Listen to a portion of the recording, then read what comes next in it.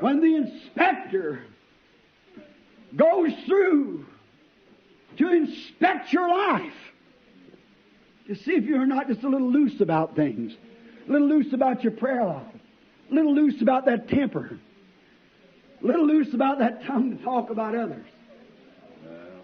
He'll never seal the car. Quando o inspetor passa para inspecionar sua vida, para ver se você não está um pouco descuidado quanto a certas coisas, um pouco descuidado quanto à sua vida de oração, um pouco descuidado quanto a esse temperamento, um pouco descuidado quanto a essa língua que fala dos outros, ele nunca selará o vagão. Some dirty habits, some vile things, some vulgarity mind. He can't seal the car. Alguns hábitos sujos, algumas coisas vis, uma mente vulgar. Ele não pode selar o vagão. But when he's found everything in its place, the inspector, then he seals it. Mas quando ele encontra tudo em seu lugar, o inspetor, então ele o sela. There be anybody open that seal until that car's reached its destination of where it's sealed for. There it is.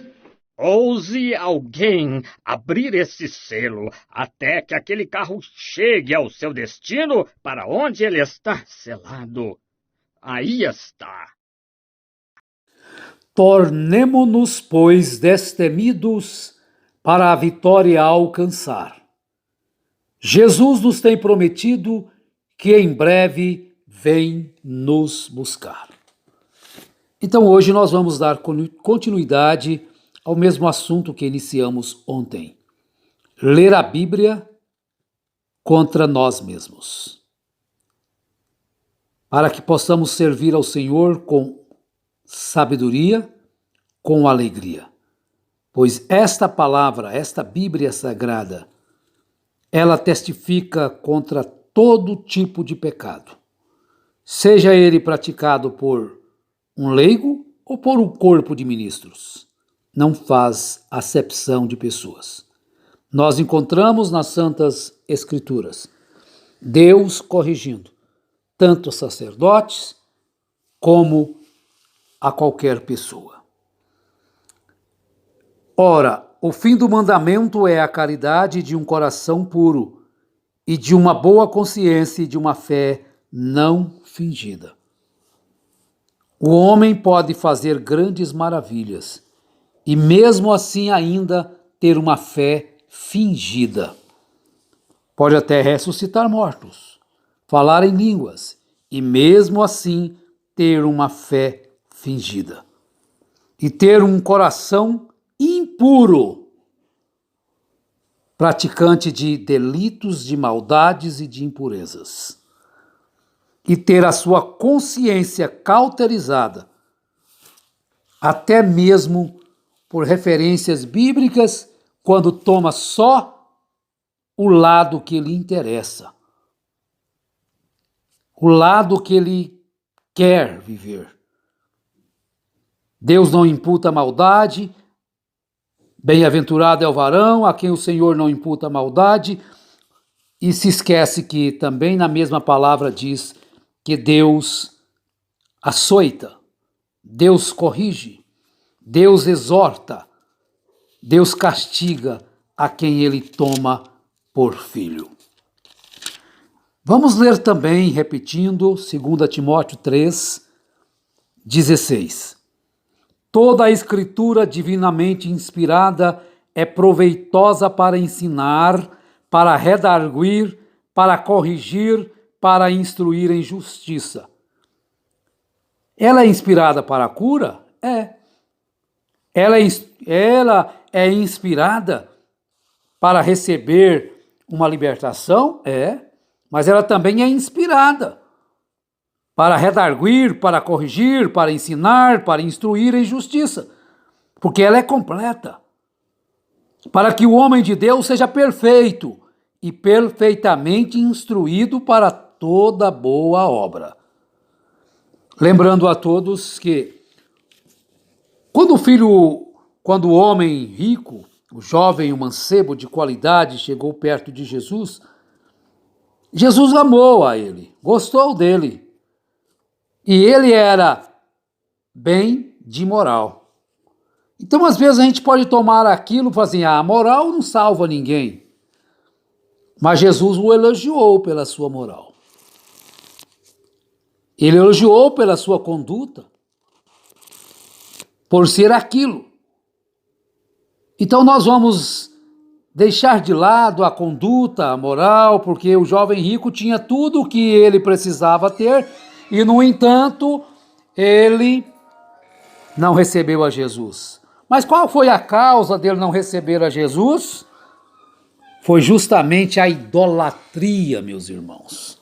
Não é porque ele tinha moral que ele não recebeu Jesus, não. Porque ele era avarento. E a avareza é idolatria. Leia a Bíblia como ela é, de fato, para não se esconder através de algumas coisas, para cobrir aquilo que a gente não tem, ao invés de pedir misericórdia a Deus, nos justificarmos através da própria palavra os nossos erros. Ler a Bíblia contra si mesmo.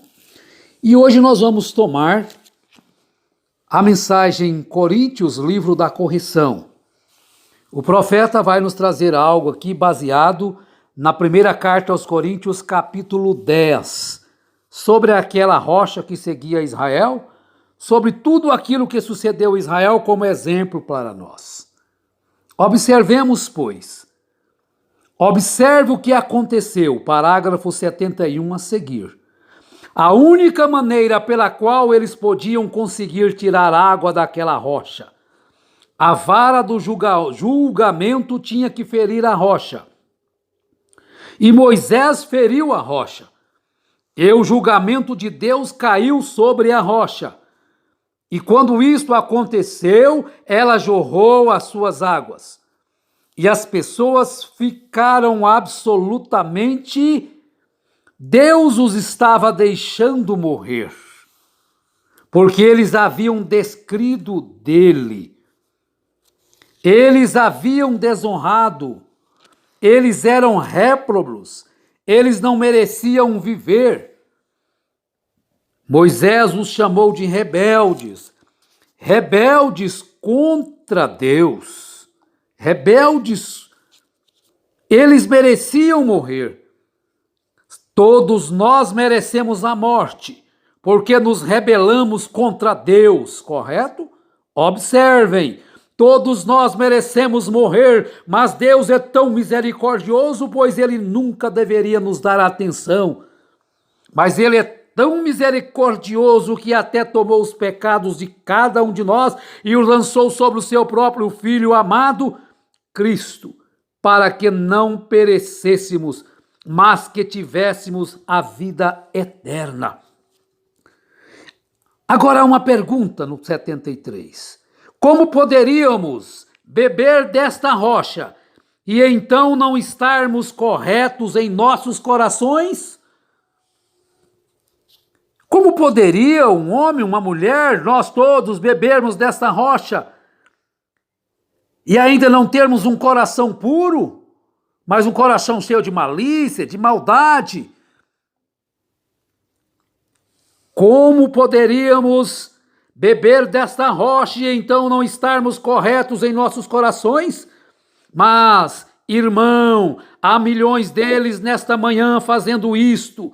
Isto é exatamente correto. Eles estão confiantes porque são batistas, ou metodistas, ou pentecostais, ou isto ou aquilo. Eles estão confiantes porque tiveram uma pequena sensação estranha, porque falaram em línguas, porque gritaram, porque dançaram, porque tiveram um culto de cura e Deus curou o enfermo, porque dão testemunhos disso, daquilo e maravilhas. O homem pode fazer maravilhas e ainda ter uma fé fingida. ou algo que eles confiavam, porque eles tiveram uma revelação que era a verdade, porque eles fizeram isto. Então as coisas estão bem, nada a dizer contra elas, mas aquilo não tem nada a ver com a sua salvação, nada. Você poderia derramar azeite de sua mão até chegar a encher um galão, arrancar sangue de suas faces e isso continuar não significando nada. É isto mesmo, Paulo disse isso na primeira carta aos Coríntios 13. Eu poderia falar as línguas dos homens e dos anjos e continuar perdido. Embora eu tivesse sabedoria e conhecimento e pudesse levantar e explicar aquela Bíblia, demonstrá-la, uni-la, isso continuaria a não ter nada a ver com isto. Irmão, todos eles beberam da mesma rocha. Aquela rocha era Cristo. Os julgamentos estavam sobre Cristo para que você pudesse ser privilegiado para vir e beber. É a vontade de Deus para com você que Ele permite vir e beber. É a bondade de Deus para com você que Ele permite comer da palavra. Foi a bondade de Deus para com você que permitiu que você fosse batizado.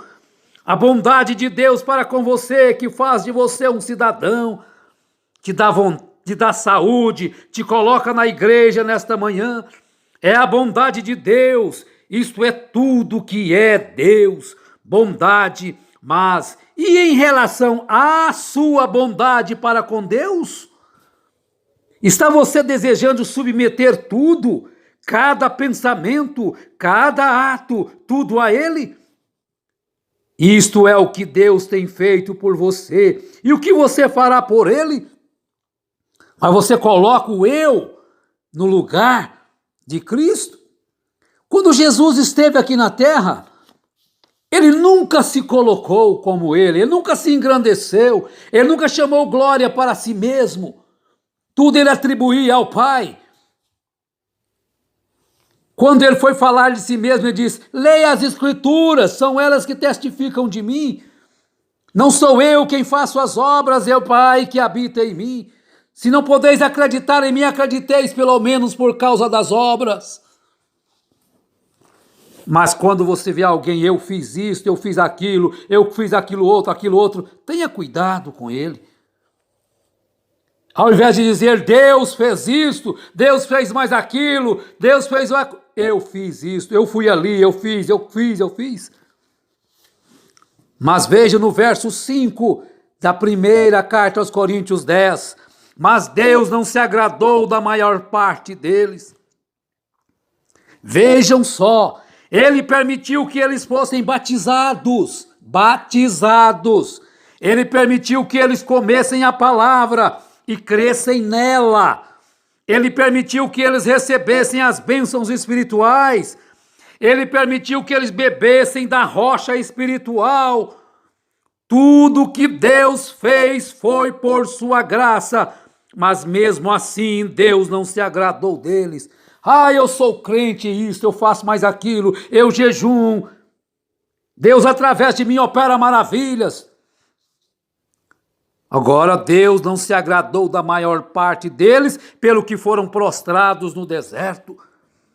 Depois de todas estas experiências, depois de todos os nossos grandes cultos de curas que temos visto, depois de todos os grandes milagres que temos visto ser realizados, depois de todas as grandes curas que tivemos, os gritos e louvores a Deus, bebendo daquela rocha, saltando, glorificando, está tudo acabado.